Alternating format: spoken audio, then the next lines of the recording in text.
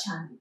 ఈ రోజు మనం 2019 వికారినామ సంవత్సరం కుంభరాశి వారి ఫలితాలు ఏ రకంగా ఉన్నాయో తెలుసుకుందాం. మరి కుంభరాశి వారికి వికారినామ సంవత్సరంలో ఆదాయ వ్యయాలు తీసుకున్నట్టయితే ఆదాయం 5, వ్యయం 2, రాజ్యపూజ్యం 5, అవమానం 4. మరి కుంభరాశి వారికి వికారినామ సంవత్సరం చక్కటి సత్ఫలితాన్నే ఇచ్చే అవకాశం ఉంది. ఎందుకంటే గ్రహ సంచారం మనం తీసుకున్నట్టయితే గురువు ఏప్రిల్ 22 వరకు 11వ ఇంట సంచారం చేస్తారు. తర్వాత గురు సంచారము నవంబర్ 4 వరకు 10వ దశమ స్థానంలో సంచారం ఉంటుంది. నవంబర్ 4 తర్వాత గురు సంచారం మళ్ళీ ఏకాదశం అంటే 11వ స్థానంలో సంచారం ఉంటుంది. అయితే ఈ సంవత్సరంలో కుంభరాశి వారికి గురు బలం చక్కగా ఉంది. రాహు సంచారం 5వ ఇంట్లో సంచారం అంటే రాహు బలం చాలా తక్కువగా ఉంది. అలాగే శని సంచారము 11వ ఇంట్లో జరుగుతోంది. కాబట్టి ఈ సంవత్సరం కుంభరాశి వారికి శని గురువుల యొక్క అనుకూలత చక్కగా ఉందని చెప్పుకోవాలి. మరి కేతు సంచారం 11వ స్థానం అంటే 3 గ్రహాల అనుకూలత మనకి కుంభరాశి వారికి సంవత్సరంలో కనిపిస్తుందండి. ఒకటి గురు అనుకూలత, అలాగే శని అనుకూలత 11వ స్థానంలో, కేతువు కూడా 11వ స్థానంలో సంచారం చేస్తున్నారు. ఒక్క రాహు మాత్రం 5వ స్థానంలో సంచారం చేస్తున్నారు. కాబట్టి కుంభరాశి వారి వికారినామ సంవత్సరంలో సంతాన విషయాల్లో చాలా జాగ్రత్తలు తీసుకోవాలి.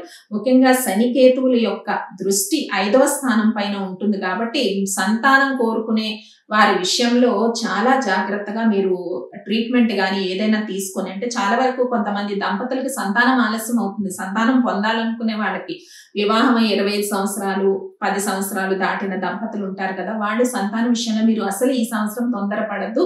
కొంత అధిక ఖర్చు కానీ మీరు సంతానం కోరుకునేటప్పుడు కొంత అధిక ఖర్చు అవన్నీ హాస్పిటల్ తిరిగేటప్పుడు జరుగుతుంది.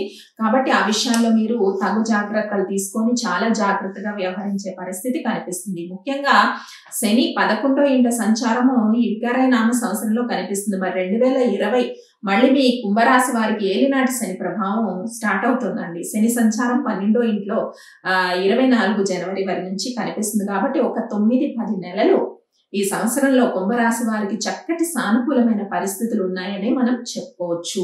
ముఖ్యంగా మీ ఇంట్లో శుభకార్యాలు జరిగే అవకాశం ఉంది.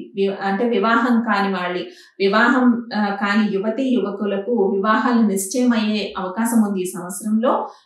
తర్వాత ఆకస్మిక ధనలాభాలు కొంత వ్యాపారస్తులకు కనిపిస్తున్నాయి. నూతనంగా ఎవరైనా వ్యాపారం ప్రారంభించాలనుకున్న వాళ్ళకి కూడా ఈ వికారినామ సంవత్సరం చాలా అనుకూలంగా ఉంది. స్పెక్యులేషన్ వ్యాపార రంగానికి కూడా ఈ వికారినామ సంవత్సరంలో కుంభరాశి వారికి చక్కటి అనుకూలమైన ఫలితాలు కనిపిస్తున్నాయి. ముఖ్యంగా పిల్లల విషయంలో మీకు ఆందోళన ఎక్కువ అవ్వచ్చు. మీ పిల్లలు ఎవరైతే ఉంటారో వాళ్ళ చదువుల విషయంలో కానీ, వాళ్ళ విదేశీ విద్యకు ప్రయత్నాలు చేస్తున్నప్పుడు అయ్యే ఖర్చులు కానీ, లేదా సంతానం కోరుకునే దంపతుల సంతాన విషయంలో కానీ చాలా ఇబ్బందులు ఏర్పడవచ్చండి. ఇటువంటి విషయాల్లో మాత్రమే మీకు ఇబ్బందులు ఏర్పడతాయి. కానీ నూతన గృహ నిర్మాణం చేయాలనుకున్న వాళ్ళకి, వివాహం కాని అమ్మాయిలకి అబ్బాయిలకి వివాహం కుదిరే విషయంలో కానీ, స్థిరాస్తిని కొనుగోలు చేసే విషయంలో కానీ, ఇంట్లో గృహంలో కొన్ని శుభవార్తలు తీపి వార్తలు వినే విషయంలో కానీ చక్కటి సత్ఫలితాలు మరి కుంభరాశి వారికి ఈ వికారినామ సంవత్సరం 2019లో మనకి కనిపిస్తా ఉన్నాయి. ఒక రకంగా చూస్తే గురు అనుకూలత చక్కగా ఉంది. కాబట్టి మరి మీరు దైవారాధనలో ఎక్కువగా గడిపే అవకాశం ఉంది. భక్తి కూడా ఎక్కువగా ఉంది. మరి ఈ సంవత్సరం తీసుకున్నట్టయితే ముఖ్యంగా శుభగ్రహాల యొక్క అనుకూలత చాలా తక్కువ ఉందండి. పాపగ్రహాల యొక్క పరంపర చాలా ఎక్కువగా ఉంది వికారినామ సంవత్సరం. కాబట్టి మనకి శుభగ్రహాల యొక్క అనుకూలత చాలా తక్కువ. ఎందుకంటే ఆగస్టులో మనకి 12 ఓవరాల్ గా సంవత్సరంలో చూస్తే 12 పౌర్ణిమలు వస్తున్నాయి, 13 అమావాస్యలు వస్తున్నాయండి. ఆగస్టులో 2 అమావాస్యలు వస్తున్నాయి. కాబట్టి మీరు ఏదైనా కూడా కుంభరాశి వారు నూతన గృహ నిర్మాణం కానీ, వివాహ విషయాల్లో కానీ, ఏ విషయాల్లో శుభకార్యాలు జరిగే విషయంలో మీరు ఏప్రిల్ 22 నుంచి నవంబర్ 4 మధ్యలో మీరు ఏదైనా ప్లాన్ చేసుకున్నట్టయితే చక్కగా మీకు మంచి శుభవార్తలు మీరు వినే అవకాశం ఉంది. వచ్చే సంవత్సరం అంటే 2020లో ఏలినాటి శని ఉన్నా కూడా మీకు ఈ 2019 వికారినామ సంవత్సరం కొంత శుభవార్తల్ని తీపి వార్తల్ని మిగిల్చే అవకాశం ఉంది. కాబట్టి మీరు ఆ విషయంలో ఎవ్వరూ కూడా ఆందోళన పడద్దు. చేసుకోవాల్సిన పరిహారాలు ముఖ్యంగా కుంభరాశి వారు ఒక రకంగా కొన్ని శుభవార్తలు మీరు ఈ సంవత్సరంలో వింటారని తెలుసుకున్నారు. ఎందుకంటే వివాహ విషయంలో కానీ, మరి స్థిరాస్తి కొనుగోలు విషయంలో కానీ, నూతన గృహ నిర్మాణాల విషయంలో కానీ, వ్యాపారస్తులకు లాభాల విషయంలో కానీ, నూతన వ్యాపారాలు ప్రారంభించాలనుకున్న విషయంలో కానీ, నిరుద్యోగులకు కూడా శుభవార్తలు అంటే ఉద్యోగాల్ని మారాలనుకున్న వాళ్ళు, ఉద్యోగాన్ని పొందాలనుకున్న విద్యార్థులకు కూడా శుభవార్తలు ఈ సంవత్సరంలో మీరు వినే అవకాశం ఉంది అని మనం తెలుసుకున్నాం. మరి తీసుకోవాల్సిన పరిహారాలు కూడా కుంభరాశి వారి వికారినామ సంవత్సరంలో ఏ విధంగా ఉంటాయో కూడా తెలుసుకుందాం. మరి రాహు చాలా వరకు సంతాన విషయాల్లో జాగ్రత్తగా ఉండమని చెప్పాను. మీ పిల్లలు మిమ్మల్ని ఎంత చికాకు పట్టినా కూడా మీరు అసహనానికి గురి అవ్వకూడదు. ఎందుకంటే 5వ స్థానంలో రాహు సంచారము, మరి 5వ స్థానానికి శని కేతు దృష్టి కూడా పడుతోంది. కాబట్టి పిల్లలు మిమ్మల్ని చాలా చికాకు పెట్టచ్చు. కుంభరాశి వారిని వికారినామ సంవత్సరంలో ఆ విషయంలో మీరు చాలా సహనం పాటించాలి. కాబట్టి మీరు ఈ సంవత్సరంలో చాలా వరకు మంగళవారం రాహుకాల దీపాన్ని వెలిగించడం వల్ల, అయితే మంగళవారం 3 నుంచి 4:30 మనకి రాహుకాలం వస్తుంది.